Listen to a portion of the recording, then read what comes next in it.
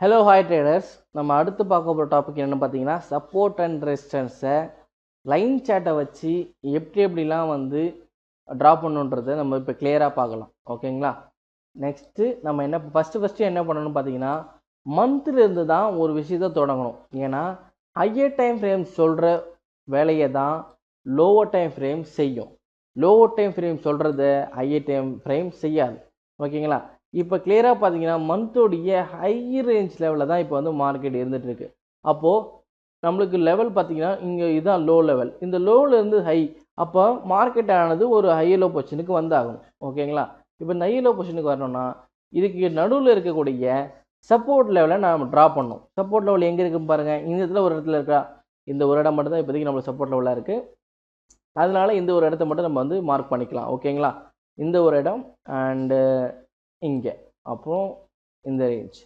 மந்த்தை பொறுத்த வரைக்கும் இந்த 3 ரேஞ்சு மட்டும்தான் இருக்குது. இந்த 3 ரேஞ்சுக்குமே நான் க்ரீன் கலர் கொடுத்துருக்கேன் மந்த்துக்கு. ஓகேங்களா? வீக்குக்கு வந்து நெக்ஸ்ட்டு பார்க்குறேன். ஓகே, வீக்கில் வந்து பார்த்தீங்கன்னா ரிஜெக்ஷன் சோர்ஸ் இருக்குது. பர்ஃபெக்டாக நமக்கு நிறையவே இருக்குது. அதுவும் இல்லாமல் கரண்ட் மார்க்கெட்லேயே வந்து பார்த்தீங்கன்னா இந்த இடத்துல ஒரு ரிஜெக்ஷன் சப்போர்ட் லெவல் இருக்குது.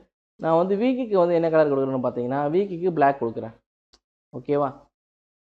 வீக்குக்கு பிளாக் கொடுக்குறேன். நெக்ஸ்ட்டு சப்போர்ட் லெவல் எங்கே இருக்குன்னு பார்த்தீங்கன்னா இது ஒரு கிளியர் சப்போர்ட் ஜோன். அடுத்து வந்து இந்த ரேஞ்சுமே நம்மளுக்கு ஒரு கிளியரான சப்போர்ட் ஜோன் தான். நெக்ஸ்ட்டு வந்து இந்த ரேஞ்ச். இந்த 4 ரேஞ்சுமே வீக்கை பொறுத்த வரைக்கும் சப்போர்ட் லெவல் கிளியராக இருக்குது. அடுத்து வந்து பார்த்திங்கன்னா இந்த ரேஞ்ச். ஓகேங்களா?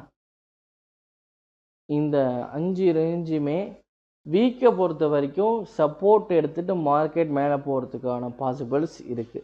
ஓகே, அதுவும் இல்லாமல் நம்ம நெக்ஸ்ட்டு என்ன பண்ணணும்னா டேயில் மார்க்கெட்டில் சப்போர்ட் அண்ட் ரெசிஸ்டன்ஸை ட்ரா பண்ணணும்.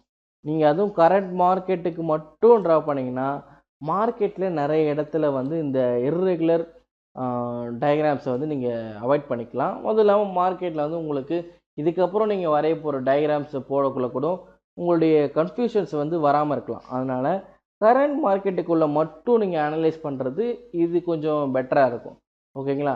இப்போ நான் டேயோடைய ரெசிஸ்டன்ஸ் லெவல் மட்டும் மார்க் பண்ணுறேன். ஓகேவா? டேவுக்கு வந்து ப்ளூ கலர் வச்சுக்கிறேன். ஓகே, ப்ளூ கலர் வச்சுருக்கேன். ரெசிஸ்டன்ஸ் லெவல் இது ஒரு பர்ஃபெக்டான ரெசிஸ்டன்ஸ் லெவல். ஓகேங்களா? அடுத்து வந்து பார்த்திங்கன்னா இது வந்து ஒரு கிளியரான ஒரு ரெசிஸ்டன்ஸ் லெவல். நெக்ஸ்ட்டு இந்த ரேஞ்ச். அதுக்கப்புறம் வந்து பார்த்திங்கன்னா இந்த லோ.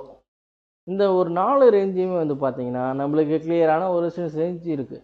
அப்போது இந்த இடத்துலேருந்து ரிஜெக்ஷன் ஆகலாம், இந்த இடத்துல ரிஜெக்ஷன் ஆகலாம். அப்படி இல்லைனா இதுக்கு மேலே இருக்கக்கூடிய இந்த ரேஞ்சில் கூட ரிஜெக்ஷன் ஆகலாம். ஓகேங்களா? இதுக்கு மேலேயுமே வந்து பார்த்தீங்கன்னா எக்ஸ்ட்ரீம் லெவலில் கடைசியாக இங்கே ஒரு ரிஜெக்ஷன் ஜோன் இருக்குது. ஓகே, இந்த ரிஜெக்ஷன் ஜோனு கிட்ட வரக்குள்ளே நீங்கள் என்ட்ரி எடுத்தாகணும்னு அவசியம் இல்லை. இதெல்லாம் நீங்கள் ட்ரெண்டை வச்சும் ஃபெபனாச்சி வச்சும் தான் நீங்கள் என்ட்ரிஸே எடுக்கணும். ஓகேங்களா?